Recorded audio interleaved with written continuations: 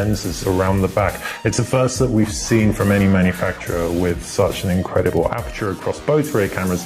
The fundamental setup is similar to what we've seen in the Huawei P10, P10 Plus and the Mate 9, which I've got here. You can see side by side though, the Mate 10 is significantly, I hate using this word for technology, but significantly sexier. Yeah, it is, because it's got that glass back, 18:9 aspect ratio screen lens. It's got a way slimmer profile. It just is very good looking.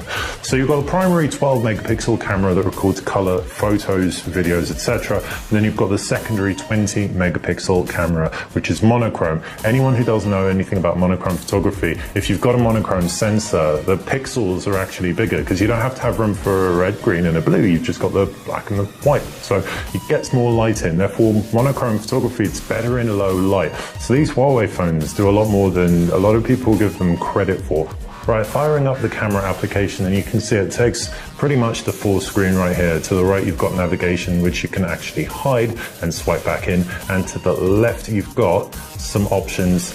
And that starts off with a flash. You've got the wide aperture mode that we've seen before, which when you tap through on it, widens out the shot nicely. It's an 18, it moves into a 4:3 aspect ratio, and then you can pull something into frame, take your picture, and it has a nice blurred background, sharp foreground. I can retrospectively edit that after having taken my shot. Huawei introduced the dual camera kind of depth effect feature, so it's no surprise that it works so fluidly as it does on the Huawei Mate 10. Right, let's get to the portrait mode.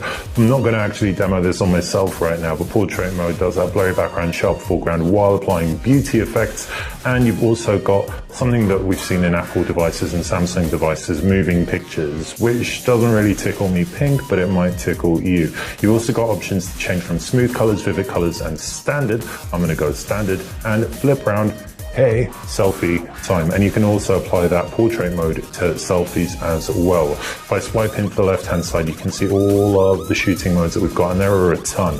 Photo, monochrome, and it is native monochrome. It's in monochrome from the monochrome sensor. Video, HDR, light painting, night shot, panorama, 3D, time-lapse, slow-mo, filter, watermark, document scan, and more. Swipe in from the right-hand side, you can see all the resolution options it supports. 9 megapixels is the default. You can also shoot in 12 megapixels as well, and monochrome I think would take you up to 20 megapixels given the fact there's that 20 megapixel sensor there.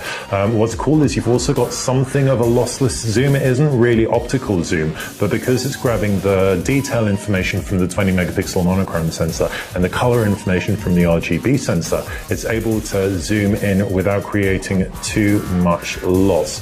So we can tap through on that, take the picture, sharpening the shot, please hold the device steady, and that looks like a pretty sweet shot considering there was that level of digital zoom in place.